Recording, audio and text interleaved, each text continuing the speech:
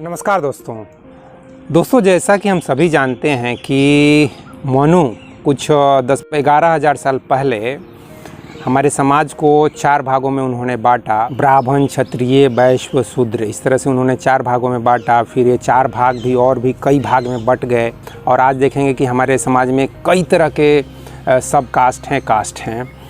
और हिंदू धर्म के अलावे तो हिंदू धर्म की बात हुई, उसके अलावे बाकी देश और दुनिया में कई तरह के धर्म पैदा हुए। यहूदी धर्म पैदा हुए, मुस्लिम धर्म, जीसस के धर्म, क्रिश्चियन धर्म, गौतम बुद्ध का धर्म, महावीर का जैन धर्म। तो ये जो इतने बंटवारा हो गए मानव जगत में, पूरी ह्यूमैनिटी एक है। कहने के लिए हम लोग ही सबसे पहले हिंदू धर्म वाले ही बोले हैं कि this world is a family, वसुधैव कुटुम्बकम।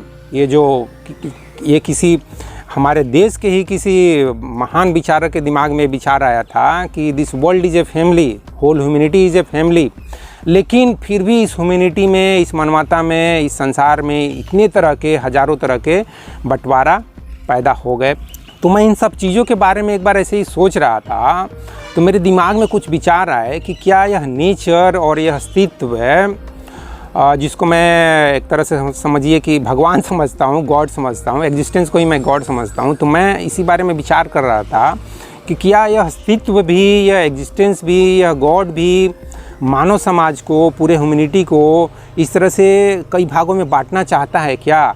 और अगर बांटना चाहता है तो किस तरह से बांटना चाहता होगा? इस बारे में मैं थोड़ा सा कल्पना कर रहा था, सोच विचार कर रहा था। तो मेरे अंदर कुछ विचार पैदा हुए, कुछ इंट्यूशन पैदा हुए, कुछ इंसाइट्स पैदा हुए। तो उसी चीज़ को मैं इस वीडियो में थोड़ा सा शेयर करना चाहता हूँ।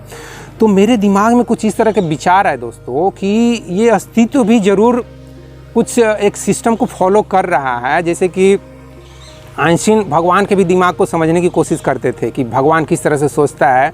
तो मैं भी अपनी ये छोटी सी बुद्धि से, थोड़ी सी बुद्धि से, जो भी पढ़ा लिखा हूँ, जो भी देश और समाज को और दुनिया को समझा हूँ, तो उसी बुद्धि से मैं भी भगवान के दिमाग को समझने की कोशिश करते रहता हूँ। तो मुझे ये चीज़ समझ में आया कि ये जो अस्तित्व है वो भी एक तरह का बंटवारा करता है।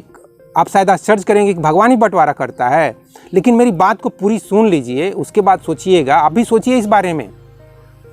तो मेरे दिमाग में जो विचार आया वो विचार यह आया कि जिस तरह से केमिस्ट लोग, जिस तरह से साइंटिस्ट लोग पूरे एटम्स को 18 भागों में बांटे हैं, आप पीरियोडिक टेबल पढ़ेंगे तो वहाँ आप समझेंगे कि इस दुनिया में, इस धरती पर या ब्रह्मांड में जितने भी एटम्स अभी तक मिले हैं उन सबको 18 ग्रुप में बांटा गया है। जिसमें पहला ग्रुप हाइड्रोजन का ग्रुप है, दूसरा ग्रुप बेरिलियम का ग्रुप है, लास्ट ग्रुप इनर्ट गैस का ग्रुप है। और ये सब जो बंटवारा किया गया है वो एटम्स के प्रॉपर्टीज़ को देखते हुए, उसके साइज़ को, उसके शेप को देखते हुए इस तरह से बंटवारा किया गया है। लाइक AsP, DF, इस तरह के अलग अलग ब्लॉक बनाए हुए हैं। और carbon group, hydrogen group, chlorine group, oxygen group, इस तरह के कई सारे ग्रुप हैं। Metal group, non metal group, electronegative elements, electropositive elements, इस तरह से कई भाग में वहाँ भी बंटवारा किया गया है। लेकिन वो बंटवारा पूरी तरह से जो एटम्स है उसके प्रॉपर्टीज़ के हिसाब से, उसके गुण और धर्म के हिसाब से बंटवारा किया गया है। नहीं कि हमारी तरह सिंपली ये क्षुद्र जाति है, ये ब्राह्मण जाति है, वैश्य जाति है, वैश्य जाति का काम है खेत में जाके काम करो, ब्राह्मण जाति का काम है किताबें पढ़ते रहो, क्षुद्र जाति का काम है दूसरे के घर में जाके साफ़ सफाई करते रहो, पेशाब पैखाना सफाई करते रहो। इस तरह से नेचर ने बंटवारा नहीं किया, इस तरह से बंटवारा हमने किया है। और वो हज़ारों साल पहले किए थे। मनु जी का नाम आता है बंटवारा करने के लिए। तो मनु जी को यार हम लोग अब माफ़ कर देते हैं, उनसे गलती हो गई, क्या है, वो भी एक इंसान थे। उन्होंने कुछ अच्छा ही सोच के इस चीज़ का कल्पना किया था कि इस तरह से बंटवारा करेंगे तो हमारा समाज अच्छे से चलेगा। लेकिन उसकी सोच में थोड़ी सी दूरदर्शिता नहीं थी, थोड़ी सी खामी मिल गई। तो उस खामी को अब दूर कर लेते हैं। यार 10,000 साल पहले क्या हो जाता है, हो सकता है मैं भी जो बोल रहा हूँ मेरी भी बातों में कुछ खामी हो सकती है। तो मेरी भी खामी को यार आप लोग माफ़ कर देना एक दोस्त समझ के। मैं तो हमेशा बोलता हूँ कि मुझे आप एक दोस्त समझ के सुनो। मैं कोई आचार्य, कोई गुरु, कोई मेंटर, कोई गाइड, कोई मोटिवेशनल स्पीकर, मैं ऐसा कुछ भी नहीं हूँ। मैं एक दोस्त हूँ।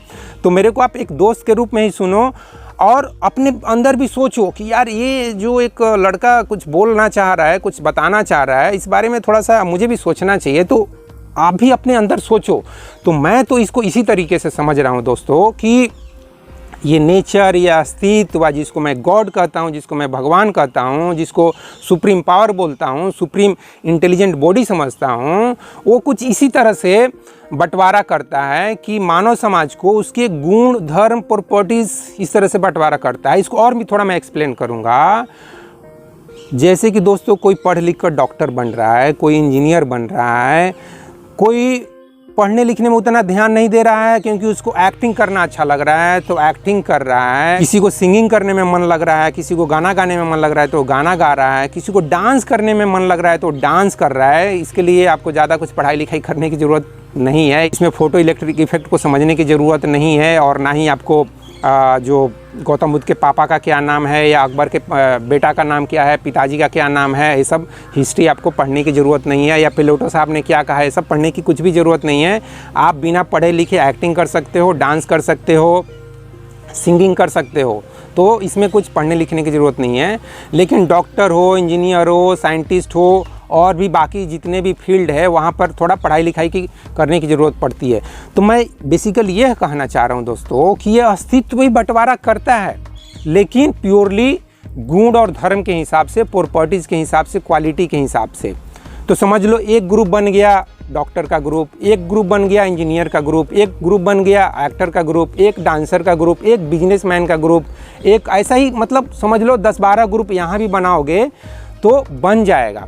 इसके साथ ही दोस्तों इसके बारे में और भी एक इंटरेस्टिंग बात मैं यहाँ शेयर करना चाहता हूँ, जो मेरे दिमाग में आया। वो इंटरेस्टिंग बात यह है कि भगवान इस तरह से इसलिए ग्रुप बनाया है, इसलिए क्लासिफिकेशन किया है, वर्गीकरण किया है, ताकि ये जो मानव समाज है ना, पूरी ह्यूमैनिटी जो 800-900 करोड़ बन चुकी है आज के टाइम पे, इतने सारे लोग पैदा हो चुके हैं, ये मानव समाज अच्छे से काम करे, एक दूसरे के साथ सामंजस्य के साथ, कोऑर्डिनेशन के साथ, कोऑपरेशन के साथ काम करे।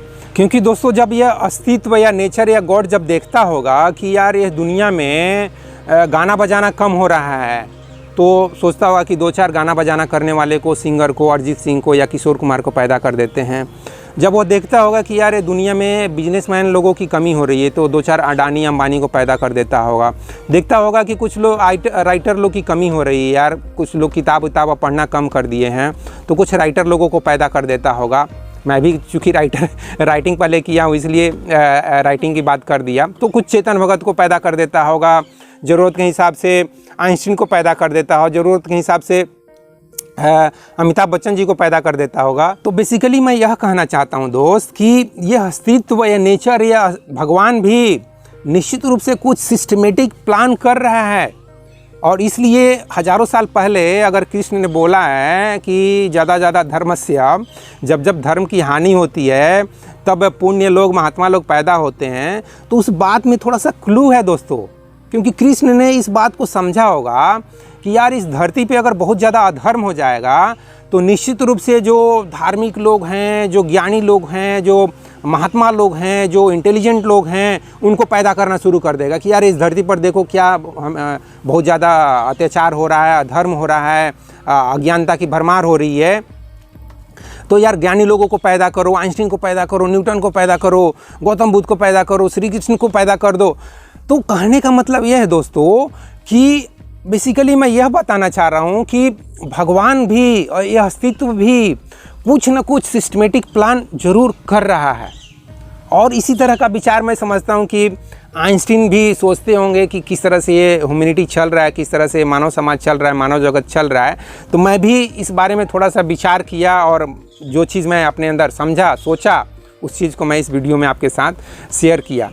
तो इस बारे में आपके अंदर भी दोस्तों अगर कुछ विचार पैदा होते हैं इस वीडियो को देखने के बाद, तो उन विचारों को लिखा कीजिए दोस्तों। कमेंट बॉक्स इसलिए रखा हुआ है कि अगर आप जागरूक बनो दोस्त, जागरूक बनो, इंटेलिजेंट बनो, स्मार्ट बनो, क्लेवर बनो। और अगर आप कुछ सुनते हो, आपके अंदर कुछ विचार पैदा होते हैं, कुछ भावना पैदा होती है, तो उस भावनाओं को आप अपने विचारों में व्यक्त कीजिए।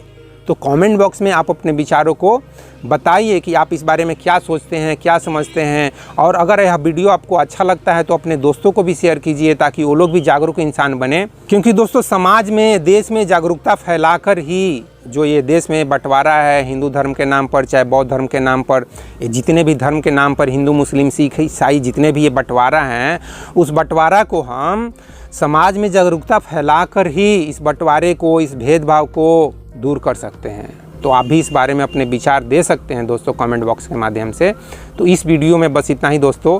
जय हिंद, जय भारत और जय विश्व, जय भगवान। Thank you very much friends.